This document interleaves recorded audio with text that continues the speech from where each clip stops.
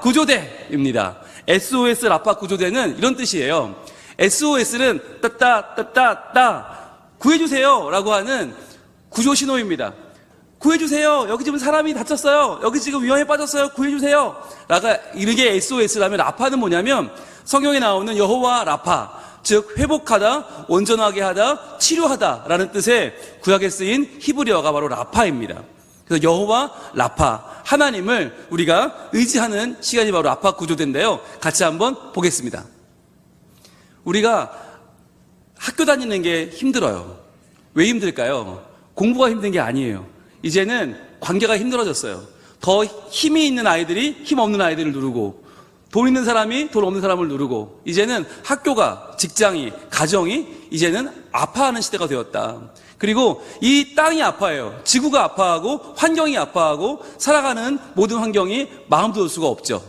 게다가 우리의 영혼이 지금 다 팔려갔어요. 돈에 팔려가고 성공에 팔려가고 명예에 팔려가서 어디로 가는지도 모르고 우리는 지금 정신없이 내달리고 있지 않습니까? 이럴 때 필요한 게 뭘까요? 바로 SOS 라파 구조대입니다. 이 세상을 구원할 유일한 이름, 그 하나님과 함께 세상을 구원한 우린 누구라고요? SOS 라파 구조대. 여러분 외쳐주세요. 시작. SOS 라파 구조대. 자, 우리 구조대 활동, 어떤 활동을 할지 보겠습니다.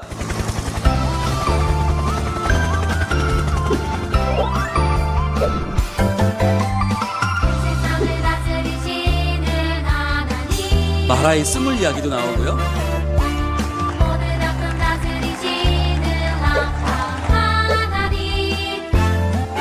앞을 보지 못하는 사람의 이야기도, 예수님의 치유 이야기도 나옵니다. 그리고 은과 금은 내게 없으나 예수의 이름으로 일으키는 이야기도 나오죠.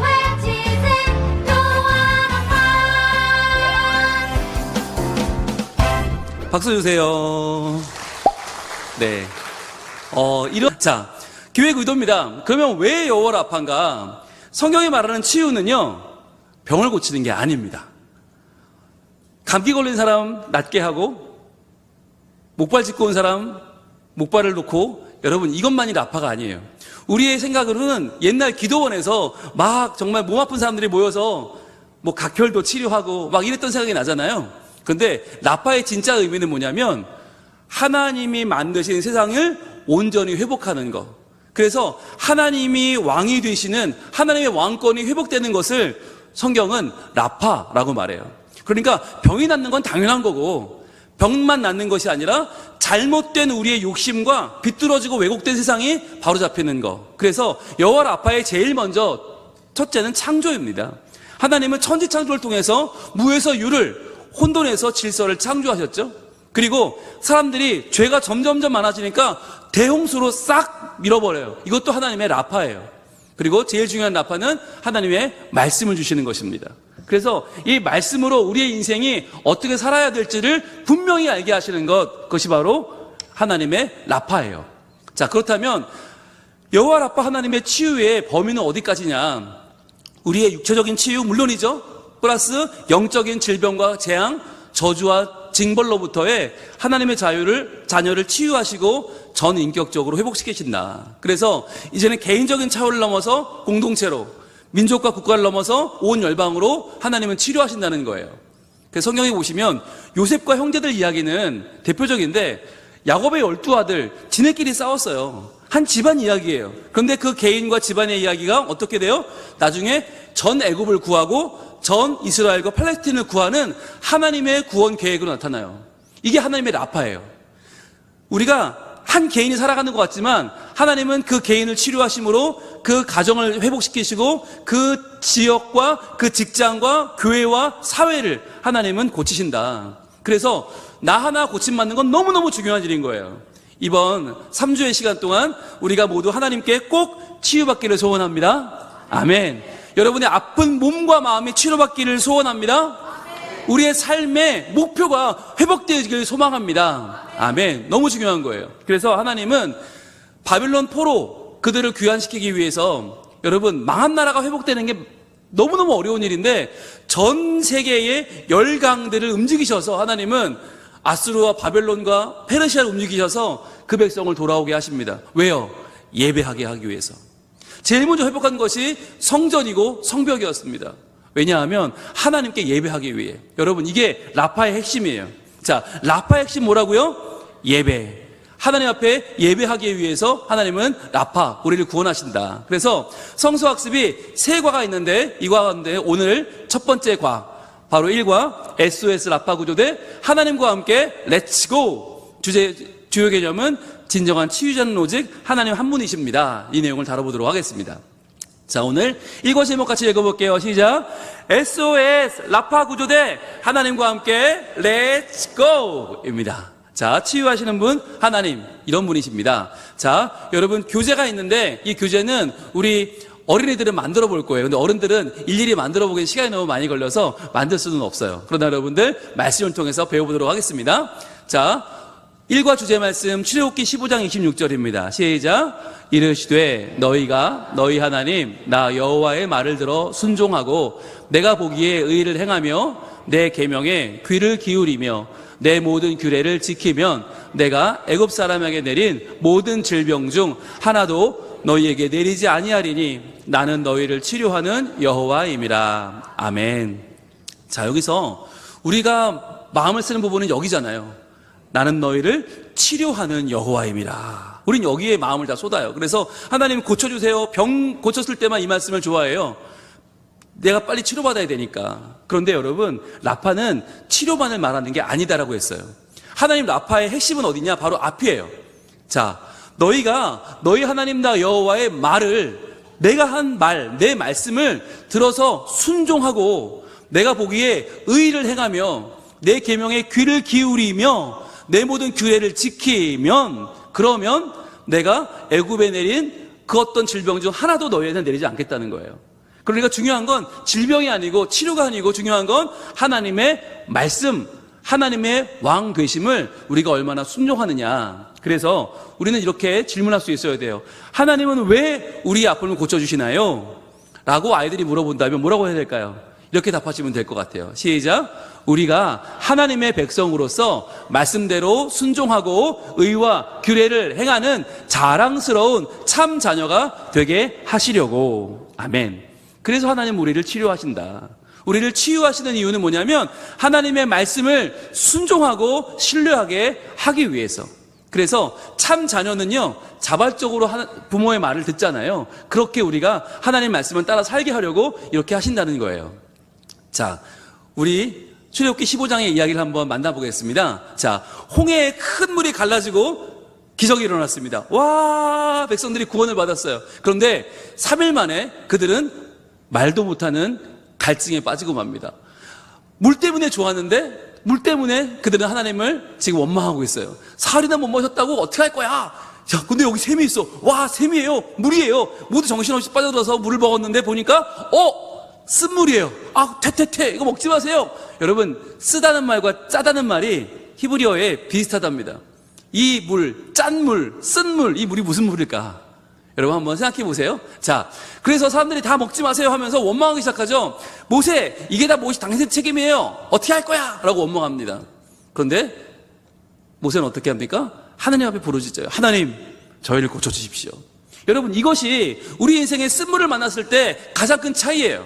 어떤 사람들은 원망하고 어떤 사람들은 기도합니다. 여러분, 여기서 우리 인생이 결정되는 거예요.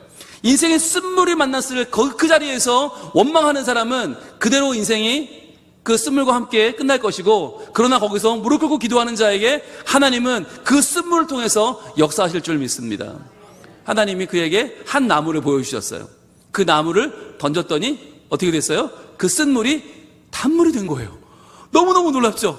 모든 사람들 다 토하던 그 쓴물이 단물이 되었어요. 먹지 못하는 죽음의 물이, 혼란과 아픔의 물이 감사와 행복과 기쁨의 물이 되었다는 것이에요. 자, 어떻게 이럴 수 있었을까라고 하는 것을 우리는 오늘 알아보고자 합니다. 여러분 한번 생각해 보세요. 왜 출애굽의 여정 가운데에서 그들은 쓴물을 만났을까? 출애굽은 구원인데 구원받았으면 그냥 점점 좋아져야 되잖아요. 점점 행복하고 즐겁고 좋아야 되는데 왜 그들은 쓴물을 만났을까? 한번 생각해 볼 필요가 있습니다. 그것은 왜냐하면 바로 이것 때문인데요. 모세가 바로에게 찾아가서 하나님이 내 백성을 보내랍니다 라고 말할 때 3번이나 강조한 게 있었습니다. 바로 이 말씀이에요. 같이 읽어봅니다. 시작.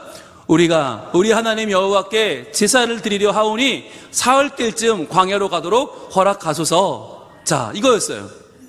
출애굽기 3장 18절에서 5장 3절에서 8장 27절에서 3번이나 반복, 완전수로 반복된 이 말은 뭐냐 하면 출애굽의 이유입니다. 우리가 하나님 여호와께 제사 드리려고 합니다. 그러니 사흘길쯤 가서 광야를 가서 제사하도록 허락하소서라고 하는 요청이었어요. 즉 출애굽의 이유는, 목적은 무엇입니까? 예배입니다.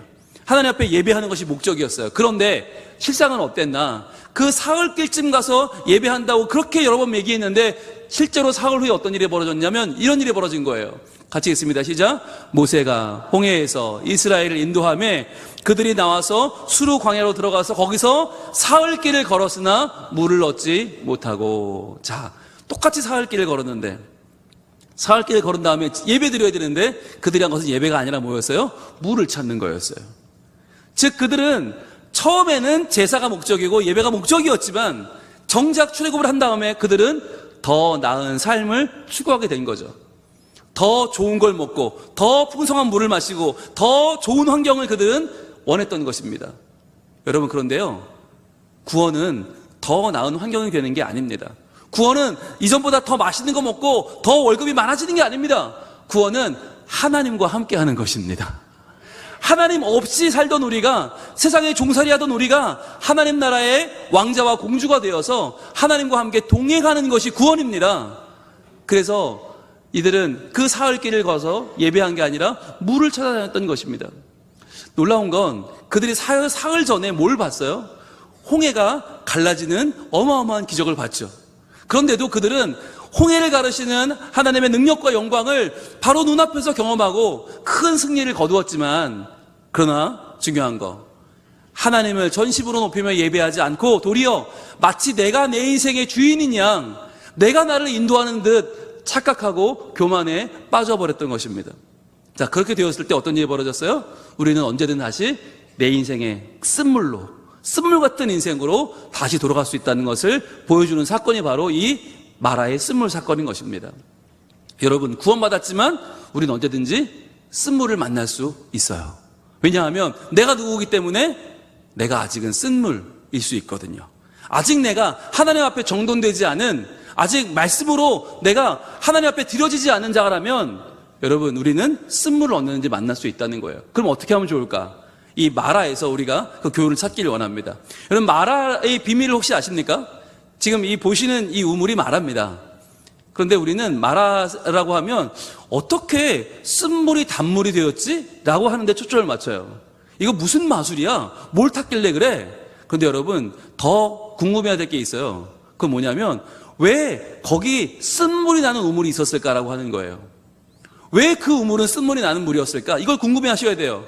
쓴물은 있을 필요가 없잖아요. 왜 있었을까? 세 번째, 그렇다면 그 나무는 어떤 기능을 한 걸까? 과연 어떤 역할을 했길래 단물이 되었을까? 그리고 마지막 제일 중요한 거, 하나님은 왜 이런 일을 하셨을까? 왜 이 일을 구원받은 이스라엘 백성이 하셨을까를 우리는 고민해 봐야 되는 거예요. 자, 그럼 한번 살펴보도록 하겠습니다. 자, 네, 제가 마라를 가봤을까요? 안 가봤을까요? 가봤습니다. 여러분, 안 가봤으면 말을 하지 마세요. 여러분, 마라를 가보면 이 마라가 어떤 곳인지를 너무 생생하게 알 수 있어요. 자, 성경에는 두세 증인이 필요하니까 저 혼자 갔다 왔다 그러면 여러분 안 믿을 것 같아서 또 갔다 온 사람이 있어요. 누가 갔다 왔을까요? 네, 이분이 갔다 왔습니다. 네, 저 이승현 목사님과 함께 갔다 왔는데 2명의 목사가 여러분 여기를 다녀온 이유는 뭐냐면 마라의 비밀을 여러분께 전해드리고 싶어서 그런 거예요. 마라를 어떤 분들은 전설 속에 나오는 그런 우물로 아시는 분들이 많이 있어요. 그냥 성경에 있다니까 있는 거지 실제로는 에이 그런 거 있으면 좋고 없으면 말고, 과연 그럴까요?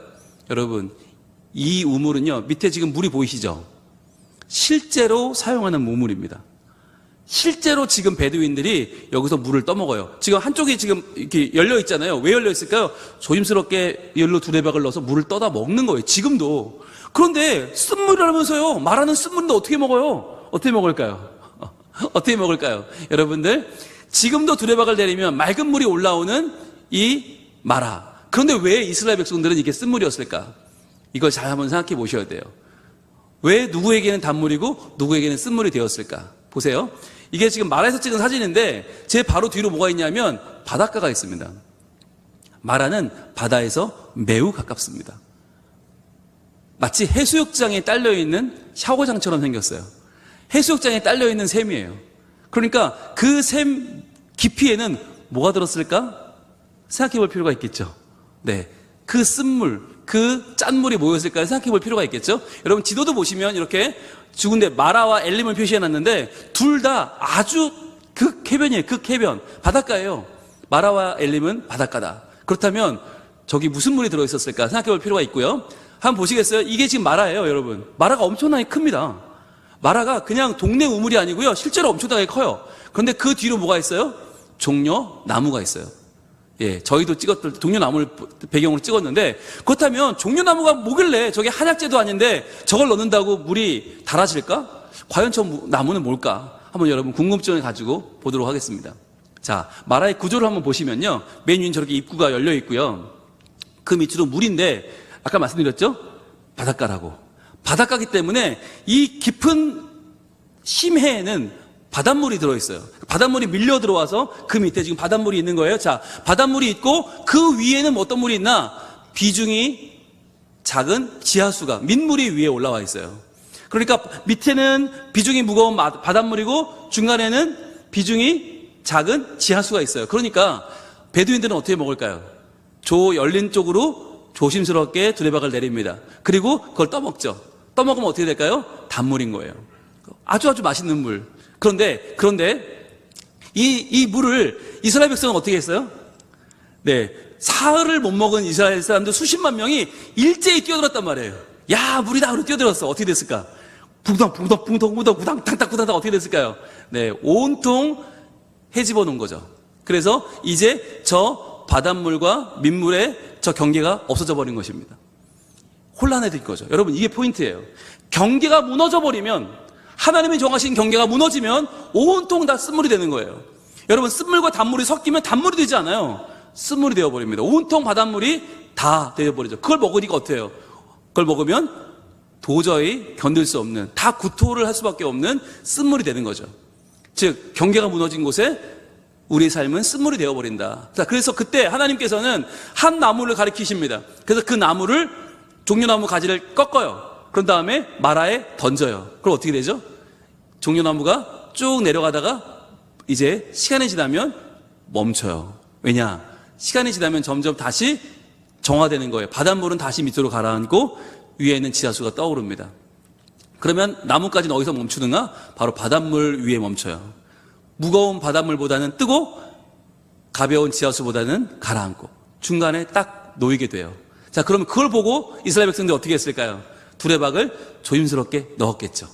넣어서 위에 있는 물을 떠 먹으니까 와, 단물이 되었어요. 다시 그들은 마라의 단물을 마시게 되었던 것입니다. 여러분, 여기서 포인트는 우리 인생은 과연 하나님이 정하신 말씀의 규례를, 말씀의 법도를 지키고 있는가, 아니면 내 욕심대로 다 섞어버려서 혼탁하게 만들어버리고 있지는 않는가 하는 것입니다.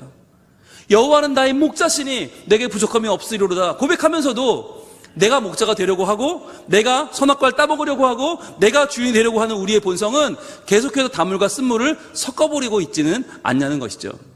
그래서 우리는 이 말씀을 통해서 다시 한번 깨닫게 됩니다. 자, 하나님은 왜 우리의 아픔을 고치신다고요? 시작. 우리가 하나님의 백성으로서 말씀대로 순종하고 의와 규례를 행하는 자랑스러운 참 자녀가 되게 하시려고. 즉, 말씀대로 살게 하시려고. 그런데 말씀이 어떤 때는 내가 할 수 있는 게 있고 할 수 없는 게 있잖아요. 어떻게 하면 좋을까요? 내게 가능한 말씀, 할 수 있는 말씀은요, 순종하고, 또 불가능해 보이는 말씀, 내가 할 수 없는 말씀은 그러나 하나님은 하실 거라고 신뢰할 수 있어요. 자, 그런다면 우리는 오직 말씀을 붙잡고 나아갈 수 있다라고 하는 것입니다. 여러분, 가능한 말씀은 어떻게 한다고요? 순종한다. 불가능한 말씀은 어떻게 한다고요? 신뢰한다. 순종과 신뢰로 오직 말씀을 붙잡고 나아갈 때에 하나님은 마치 쓴물 같은 우리의 인생을 다 단물로 바꿔주시는, 하나님의 말씀을 지켜 하나님의 사랑을 받고 하나님의 은총을 입는 주의 백성으로 살게 하실 줄로 믿습니다. 이 시간에